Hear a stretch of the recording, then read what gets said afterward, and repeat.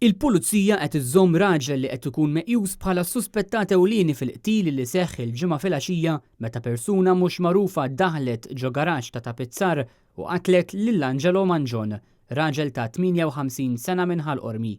Fl-isparaturi indarab ukoll sit il-ħanut Raymond Grima ta' 61 sena mill-Iklin. Filwaqt li Mangione miet fuq il-post b'konsegwenza ta' tiri li qala, sit il-ħanut Grima indarab iżda kollox jindika li ma ntilifx minn sensieħ.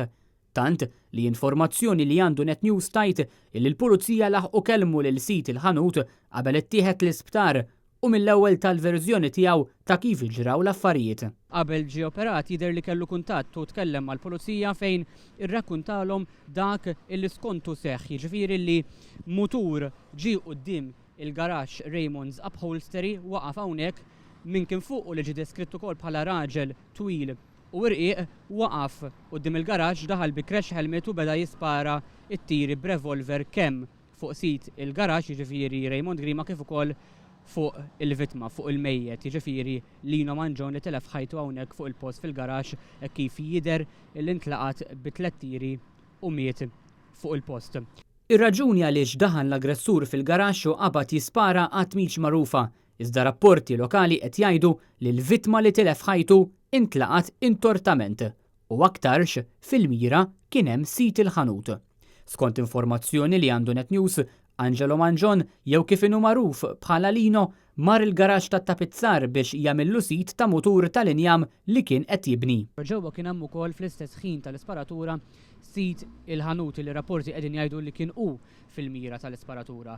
Iżda hu ma nqatilx u intlaqat b'4 tieri sit il-ħanut, sit il-garaxx u hawnhekk mal-art nistgħu naraw traċċi ta' demm illi naturalment jibdew minn ġewwa l-garaxx però jibqgħu ħerġin saħansitraw barra passi bid-demm wara l-isparatura li saret f'dan il-garaxx.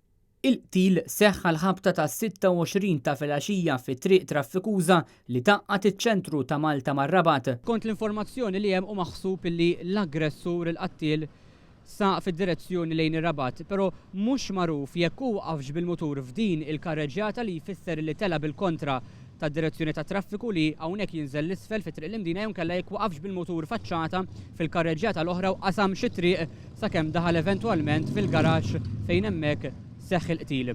Ftit mumenti wara l-inċident bdiet tfittxija kbira mal-pajjiż kollu għall-aggressur u xi ħin wara il-pulizija kienu diġà interrogaw xi persuni madwar 4 b'kollox. Madankollu jidher li s-suspett qawwi qed jaqa' fuq wieħed minnhom. Sa dan it-tant filwaqt l-investigazzjonijiet tal-pulizija għadhom għaddejjin, l-inkjesta qed titmexxa mill-Maġistrat Aaron Buġejja.